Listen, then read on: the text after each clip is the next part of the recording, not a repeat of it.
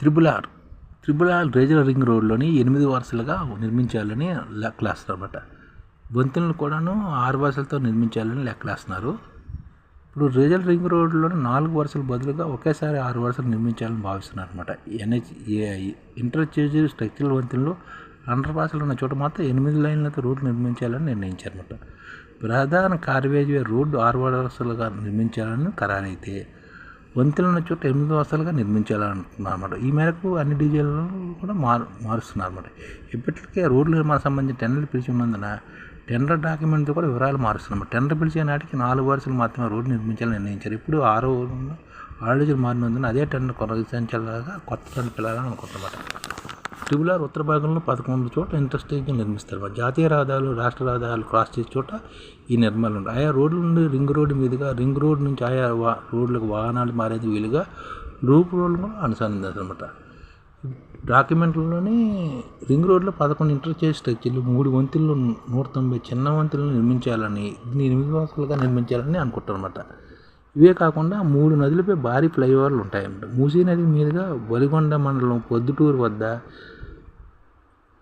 Kilometre నిడుగుతో, Manjara నది పుల్కార్ మండలం శివంపేట వద్ద 600 మీటర్ల నిడుగుతో, తుఫాన్ వద్ద హరిద్రీ నది హల్దీవాగ్ మీద 500 మీటర్ల పొడవుతో వంతెనలు నిర్మిస్తారన్నమాట. చిన్న రోడ్లు, నీటి కాలువలు క్రాస్ అయ్యే 105 ప్రాంతాలను వంతెనలు నిర్మించేందుకు ప్లాన్ కూడా రచన. ఈ ప్రాంతంలో 5.5 మీటర్ల ఎత్తులో ఉంటుందన్నమాట. చెక్ డ్యాములు, చెరువు కాలువలు, గుట్టల నుంచి జాలువారి కాలువలు క్రాస్ చేసే చోట 85 కల్వర్ట్లు ఉంటాయన్నమాట. ఈ ప్రదేశాల మధ్య ప్రధాన రోడ్డు నిర్వసులతో 55 మీటర్ల వెడల్పుతో నిర్మిస్తారన్నమాట. ఒక్కో లైను 5.31 మీటర్ల వెడల్పుతారు అనమాట. ఒక్కోవైపు 4 వరుసలతో మొత్తం కలిపి 8 వరుసలుగా త్రిబుల్ ఆర్ ఉంటుంది. ఒకవైపు 4 వరుసలు కలిపి 21.25 మీటర్ల వెడల్పు ఉంటుందన్నమాట. అంటే ఒక్కో లైను 5.31 మీటర్ల వెడల్పుతో ఉంటుందన్నమాట. ఈ రెండింటి మధ్య సెంట్రల్ మీడియన్ 12.5 మీటర్ల వెడల్పు ఉంటుందన్నమాట. ఆర్ఆర్ కింద ఉండే రాష్ట్ర జాతీయ రోడ్లు అనుసంధానించే లూప్లు ఒక్కొక్కటి 7.5 మీటర్ల వెడల్పుతో ప్రారంభమవుతుంది. ఇలా 2 వైపులా 15 మీటర్ల వెడల్పులు ఉంటాయన్నమాట. ఈ లూప్ ఉండే చోట మొత్తం వెడల్పు ఏకంగా 70 మీటర్లు ఉండొచ్చు అనమాట. రోడ్డు వెడల్పు 150 ఎకరాల బేసాలలో ఇంటర్చేంజ్ కోడ్లు అనమాట.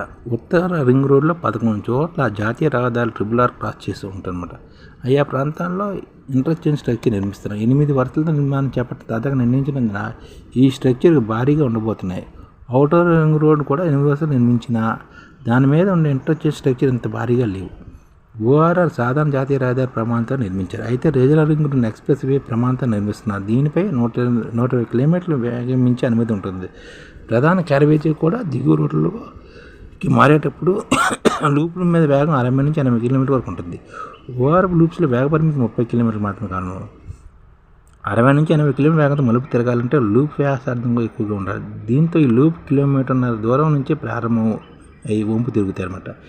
ఇందుకోసం ఒక్కో కొల్లు వద్ద 120 నుంచి 150 ఎకరాల సువిశాల స్థలంలో నిర్మిస్తారన్నమాట. ఇంటర్చేంజ్లు ఒక్కొక్కటి 150 ఎకరాల్లో నిర్మిస్తారన్నమాట. ఇంటర్చేంజ్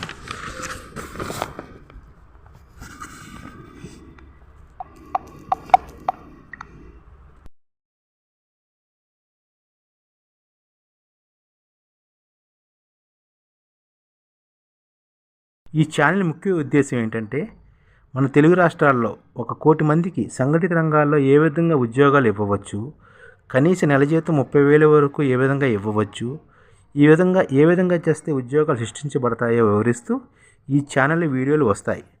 అలాంటి వీడియోలు మీకు కావాలంటే మన ఐడిఎఫ్ భాస్కర్ ఛానల్ని సబ్స్క్రైబ్ చేసుకోండి.